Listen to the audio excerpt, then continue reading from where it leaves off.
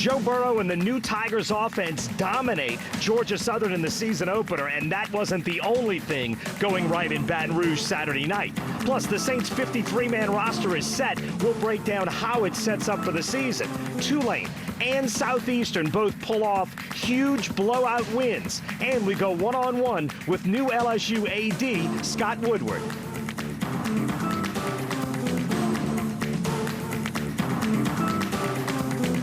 Expectations were high in Baton Rouge before Saturday night's opener. Now they're going through the roof. I'm Doug Mouton. Welcome to 4th Down on 4. Ed Orgeron said Saturday night, quote, "I don't think our players could have played any better," close quotes. That is accurate. It was an incredible start, as Andrew Doak reports. We've heard about LSU's offense all offseason and how different and more dynamic it would be. But sometimes you just have to see it to believe it. And although it's early, the Tigers made a lot of people believers Saturday night. The scheme is a lot better this year. We have answers. We have answers to different coverages. We check it with me on the line of scrimmage. We put our guys in position to have success. After years of empty promises by LSU that they would feature a more aggressive offense only to let fans down, the Tigers opener against Georgia Southern featured just what the doctor ordered. LSU ran almost every play from shotgun formation. Rarely did they snap the ball from under center. And as they advertised, they put their best athletes in space and let them dominate.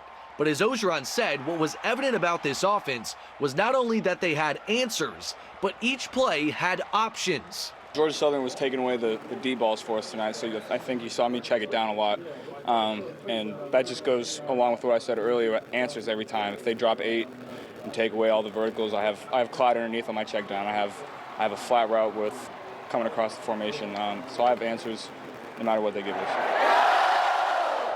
After 5 drives, LSU had 5 touchdowns, and the way they orchestrated their offense, it had shades of the Saints all over it because of LSU's new offensive assistant, Joe Brady, who used to work with the Saints. And just like the Saints, he helped LSU's tight ends be more than just extra tackles to help Max protect. This 44-yard hookup to Thaddeus Moss proved it.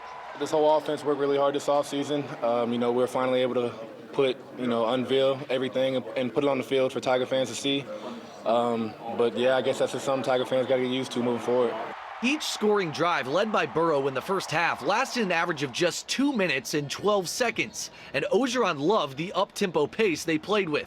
They scored touchdowns on 6 of their 7 first-half drives. In the process, Burrow passed for 5 scores, setting a school record for the most by any Tiger in one half of play.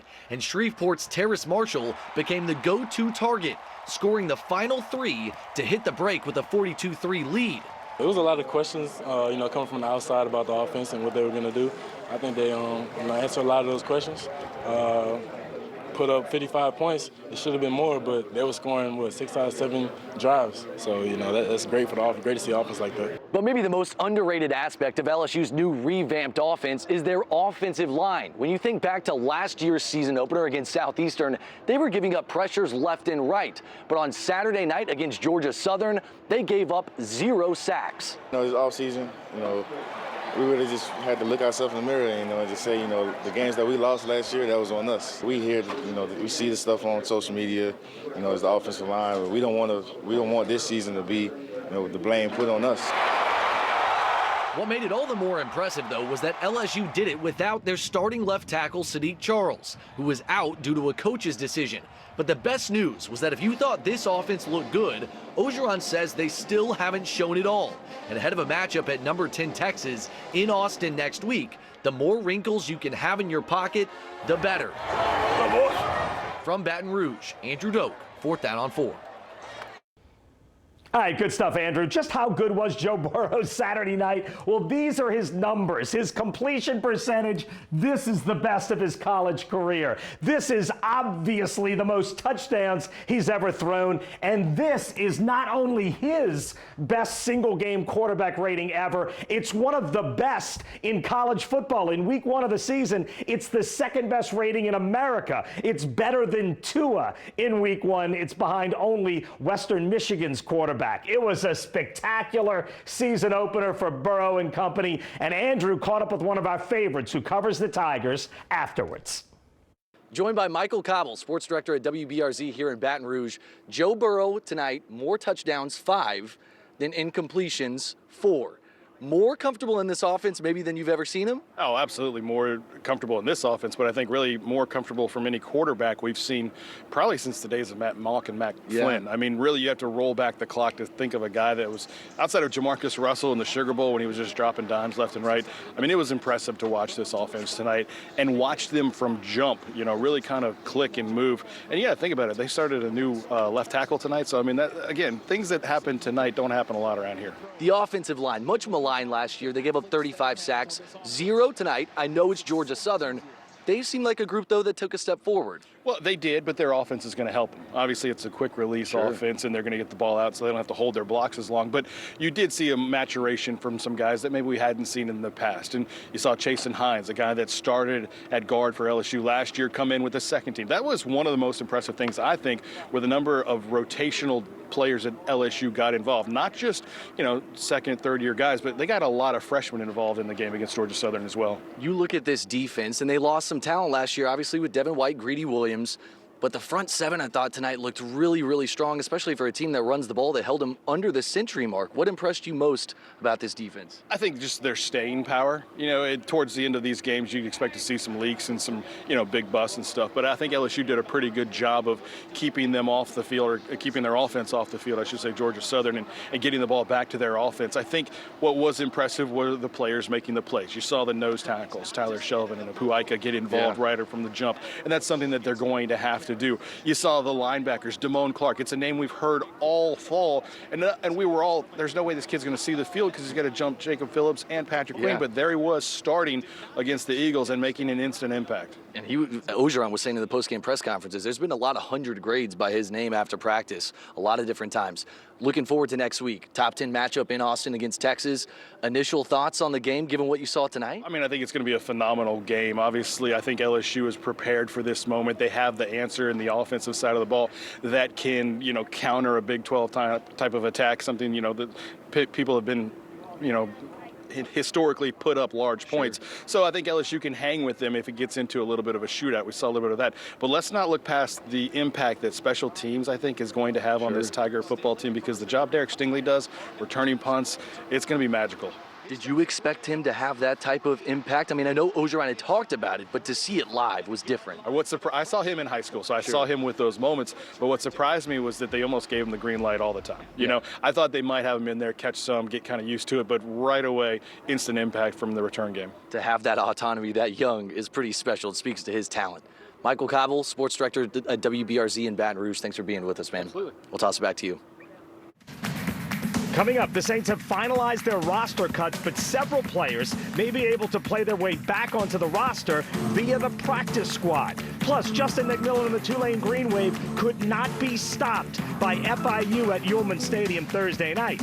And later, we'll show you how Southeastern upset Jacksonville State. And we'll go one-on-one with LSU's new athletic director. The Saints' final roster is set on Sunday. They made a trade. They sent Vince Beagle to the Miami Dolphins for linebacker Kiko Alonso. The trade does make sense. Now, Beagle had some ability as an outside pass rusher, but he was the Saints' 5th best option in that role. These 4 guys were all ahead of him. So now the Saints have 6 linebackers, but you got to remember about this group that Alex Anzalone and Craig Robertson both have injuries. The injuries were not bad enough for either guy to go on injured reserve, but if either or both can't play in the opener, Alonso gives you a veteran who can step in and play immediately. That's why it makes sense. Over the last 3 seasons combined, Alonso is 5th in the NFL in total tackles. Now, maybe the most surprising thing about the Saints roster cuts this weekend is there really weren't any big surprises. All right, maybe a little surprise at tight end, where before the cuts, the Saints had these 5 guys. They cut the bottom 3, keeping only Cook and Hill. But then on Sunday, they brought back both Mack and Arnold to the practice squad. Now, other than Mack, every other Saints draft pick this year made the active 53-man roster. Eric McCoy is your starting center, plus the other three are all there. C.J. Gardner-Johnson, 6th-rounder Saquon Hampton, and 7th-rounder Caden Ellis. And all of those guys figure to play a ton on special teams. And then the longest of the long shots, the undrafted rookies who made it, these three: Villanova tackle Ethan Greenidge, Tennessee defensive tackle Shai Tuttle, and kick returner Deontay Harris of Assumption College. Now, the Saints opener, of course, is next Monday night. We will have a full preview right here next Sunday night on 4th Down on 4. And the Saints can only hope to be as good in their opener as Tulane was in theirs. Ricardo LeCompte has that story.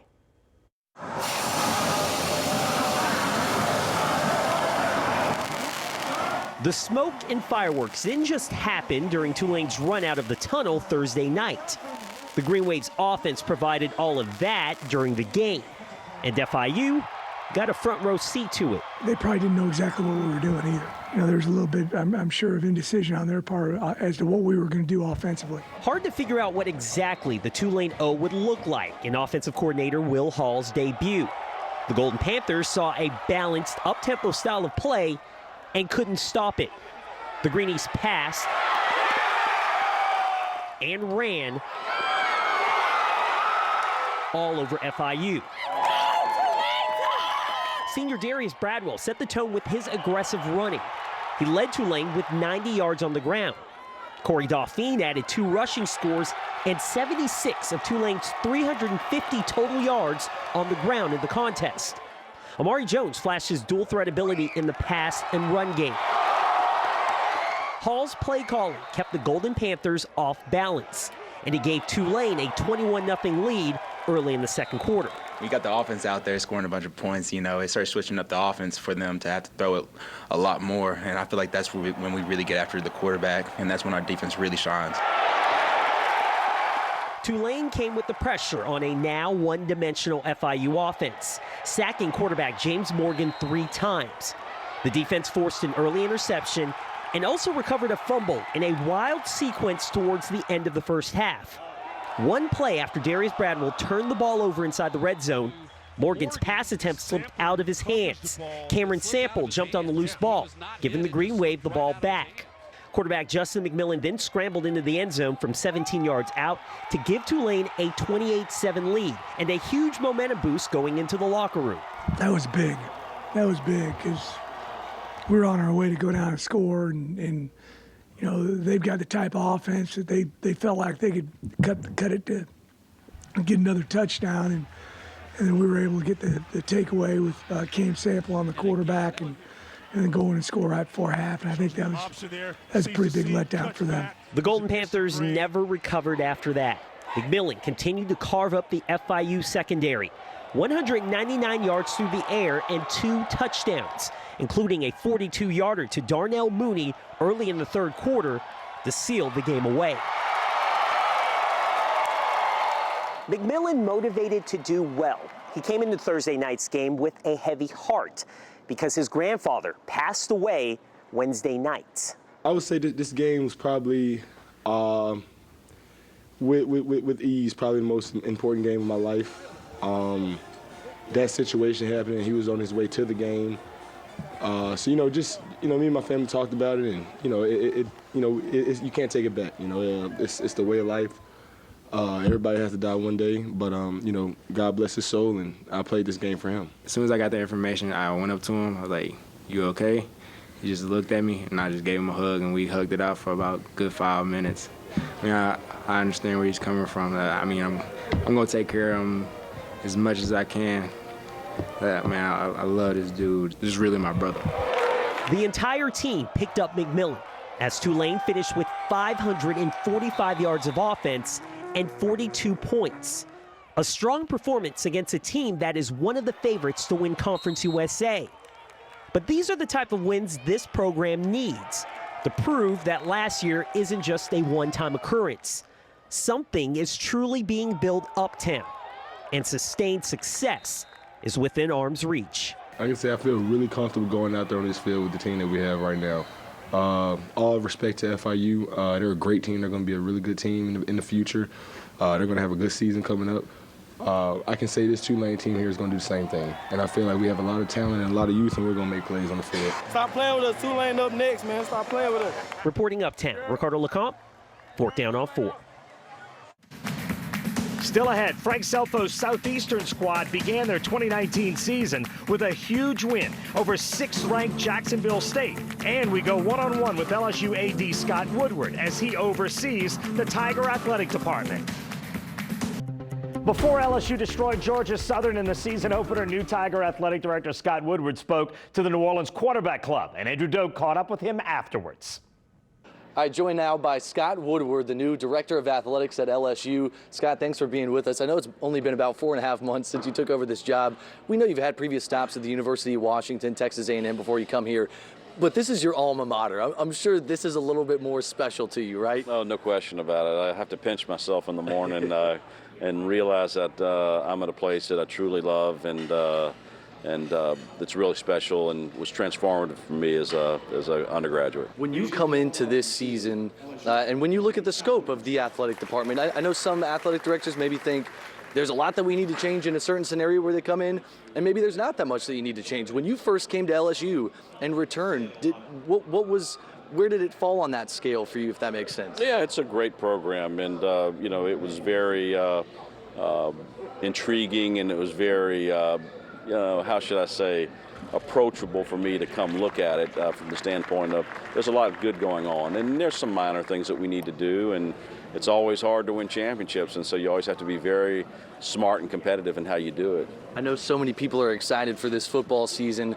Ed Ogeron and the Tigers coming into this year, preseason number 6. The expectations are always national championship or bust, but you can feel it's different this season. How much do you expect them to challenge for a national championship this year? Oh, it's, absolutely. I mean, it's what we strive for every year. And, we have the talent, we have the coaching, we have everything that needs to go right. But there are 3 things that don't go right sometimes. Sometimes the injury bug hits you, sometimes the ball bounces the wrong way and you don't get calls. And then, the third thing is just having a little luck, Sure. So those are the 3 ingredients that you hope come to play, and if they do, we'll be very competitive all the way till the end. This football operations building, I don't know if some of our viewers have had the chance to look at it, but I know it was a $28 million renovation. It's a spectacle. Yeah. What has most impressed you about that building, and what it will do for your student athletes? Just how much it does for our student athletes and investing back in them.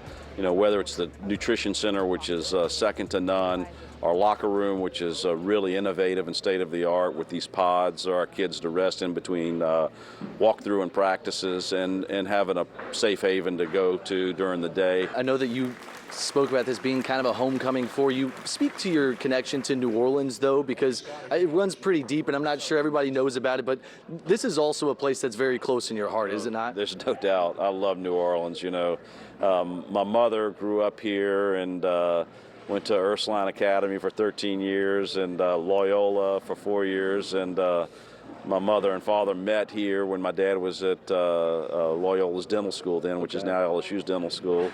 And, of course, my wife's from here. And she grew up uptown right near Tulane's campus. And it's special to her. And so it's very special to me. And we have a place here in the quarter. And love to come here to get away and see family and friends. That's awesome. Well, Scott Woodward, the new Director of Athletics at LSU, we're so happy to have you back around these parts, and thank you for taking some time to be with us. Thank you for being. You got it. We'll send it back to you.